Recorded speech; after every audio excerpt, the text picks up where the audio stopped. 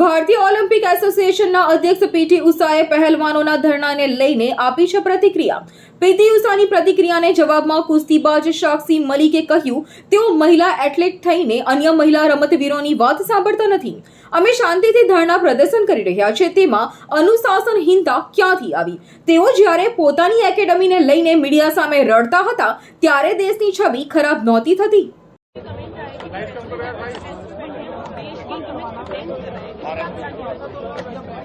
ये बात सुन के बहुत दुख हुआ, क्योंकि एक महिला खिलाड़ी हो के वो महिला खिलाड़ियों की नहीं सुन रहे हैं। हम बचपन से उनको फॉलो करते आए हैं, कहीं ना कहीं उनसे इंस्पायर्ड भी हुए हैं कि उन्होंने देश के लिए इतना अच्छा किया है और हमें उनसे प्रेरणा भी मिली है। लेकिन एक महिला हो के अगर वो ये बात बोल सकते हैं ना, तो मतलब कहाँ डिसिप्लिन कर दिया। हम तो शांति से यहाँ बैठे हैं और हम बैठते भी नहीं यहाँ अगर हमारी सुनवाई हो जाती तो।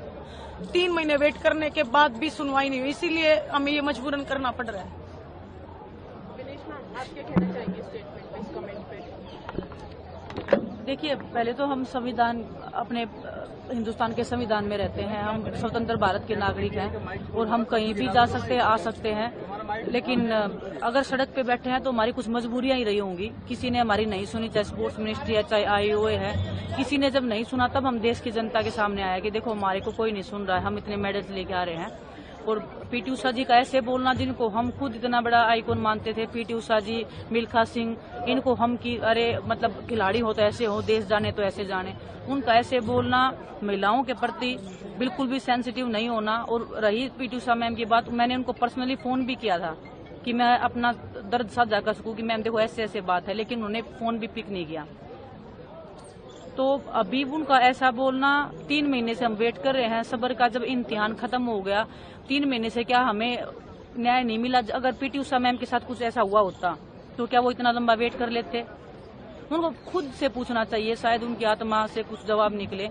और हमें नहीं पता वो उनके ही जुबान है या उनके ऊपर भी कोई प्रेशर ही है बोलने का, क्योंकि पर वो रही। और वो जब आईओए में खुद प्रेसिडेंट हैं, वो जब खुद मीडिया के सामने आके रो रही हैं कि मेरी एकेडमी को तोड़ा जा रहा है, जब वो खुद के साथ ही न्याय नहीं कर सकते हैं तो हम क्या उम्मीद करें उनसे? तब वो क्यों देश की जनता के सामने आए थे? वो भी तो देश की जनता के सामने आए थे। वो क्यों नहीं स्पोर्ट्स मिनिस्ट्री में गए? क्यों नहीं वो प्रधानमंत्री जी के पास गए कि सर मेरे साथ ऐसे ऐसे हो रहा है? जब वो खुद आईओए की प्रेसिडेंट होने के बाद में, राज्यसभा के सांसद होने के नाते, वो इतनी बड़ी चैंपियन एथलीट होने के नाते भी वो मीडिया के सामने रो रही थी। हमारा अंदर से रो रहा था उस दिन की इतने बड़े एथलीट के साथ भी क्या हो रहा है, ये क्या हो रहा है देश में। हमारे अंदर से हम खुद लोग पर्सनली फोन कर करके कि प्लीज उनसे हाल चाल पूछो कि मैम सब कुछ ठीक है या नहीं है। उन्होंने एक बार भी क्या, उनके मन के अंदर ऐसा नहीं आया कि हम भी उनसे पूछें? तो दुख होता है ऐसे, मतलब कोई जब इतना बड़ा खिलाड़ी कोई दूसरे खिलाड़ी का दर्द नहीं समझता है। और बस क्या बोले, देश का दुर्भाग्य ही चल रहा है, ये बहुत ही बड़ा दुर्भाग्य है। भविष्य हमारा अंधकार में चल रहा है। देखिए, काफी दुख होता है ऐसी बातें जब पीटी उषा मैडम ने बोला है, क्योंकि वो खुद एक महिला है और उसके बावजूद वायु के अध्यक्ष भी हैं और राज्यसभा सांसद भी। अभी विनेश ने बताया कि उनकी खुद की जब एकेडमी को तोड़ा जा रहा था, क्योंकि मैंने आपके माध्यम से ही पता चला कि वो बोल रहे कि देश की जो गरिमा उस पर दाग लग रहे हैं, ऐसे रोड पे बैठे हैं। हमने 3 महीने वेट किया है, हमने सारी चीजें कमेटी के सामने बोली। हम उनके पास गए हैं, वो बोल रही ना हमारे पास आते हैं। 3 महीने पहले हम उन्हीं के पास गए थे, लेकिन हमारे साथ न्याय नहीं हुआ, हमने मजबूरन यहाँ आना पड़ा। क्योंकि 3 महीने में क्या किया, उनके सोर्सेज चल रहे हैं हर जगह तो कि भाई सोर्सेज ये बोल रहे खिलाड़ियों ने कुछ नहीं बताया, ये तो निर्दोष है। वो दोबारा से फेडरेशन को रन कर रहे हैं। वो अपने जहाँ पे खिलाड़ियों ने बोला कि भाई हमें जान से मारवा देगा, उसका भी डर है, लेकिन वो नंदनी में अपना चैंपियनशिप करवा रहे हैं। जब आई वो कुछ नहीं बोल रहा। जो उनके फेडरेशन के जो सेक्रेटरी थे तोमर जी, उनको सस्पेंड कर रखा, वो मेडल सेरेमनी कर रहे हैं लड़कियों की, तब कुछ नहीं बोला जा रहा। अगर खिलाड़ी अपने हक की आवाज उठा रहे तो उनको अनडिसिप्लिन बोला जा रहा है। खिलाड़ियों को तो हमेशा डिसिप्लिन ही सिखाया जाता है, ना कि अनडिसिप्लिन।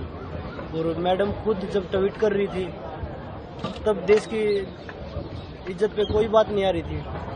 वो भी तो चुपचाप जाके मिल सकती थी। आपके पास तो पावर है, राज्यसभा से आप सांसद भी हैं, आईओ के अध्यक्ष भी हैं, आपके पास तो पावर है। हमारे पास तो कोई पावर भी नहीं है। हम किसको जाके बताएं सीधा? हमारे तो कोई फोन भी नहीं उठाता कि हम फोन करके एक आदमी को तो बता सकते हैं। खेल मंत्री जी बोल रहे कि हमने 12 घंटे खिलाड़ियों से